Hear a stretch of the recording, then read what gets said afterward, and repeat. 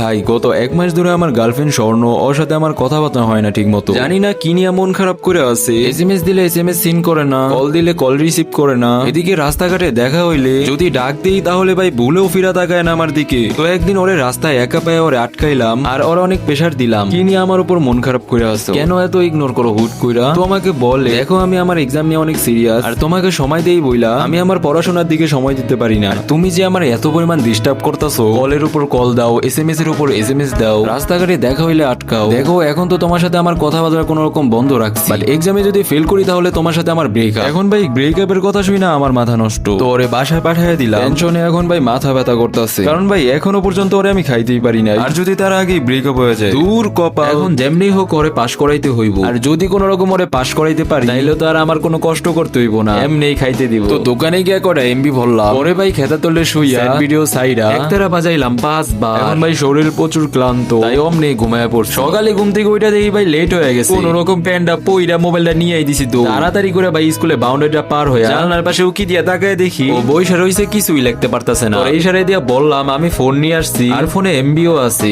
যা লাগবো ফোন থেকে দেখা লেখো। সাইড মাউন্টেন ফিঙ্গারপ্রিন্টটা দিয়েই ফোনটা ওর হাতে দিছি। আরে ভাই গতকালকে সেট ভিডিও দেখছিলাম, আমার তো মনেই নাই। ফুল সাউন্ড ফুল ব্রাইটনেস বাইজা উঠছে। এদিকে ক্লাসে সব পোলাপান ওর দিকে তাকায় আছে। আরে ওর হাত থেকে ফোন পড়ছে দরজায়, তাও ভাই আবার হেড স্যারের সামনে। আগে কইতাছে কুত্তার তোর লগে আমার ব্রেকআপ আজকে থেকে। এদিকে ভাই স্যারেও আমার দেখা ফেলছে। আমিও ভাই তাড়াহুড়া করে ওখান থেকে দৌড় দিছি আর সামনে তাকায় দেখি সিকিউরিটি গার্ডটা দাঁড়ায় আছে আমার লিগা, আর লগে আমার বাপও আছে। কেন যাইছিলাম পাকনামি করতে, ও বালি খারাপ আমার।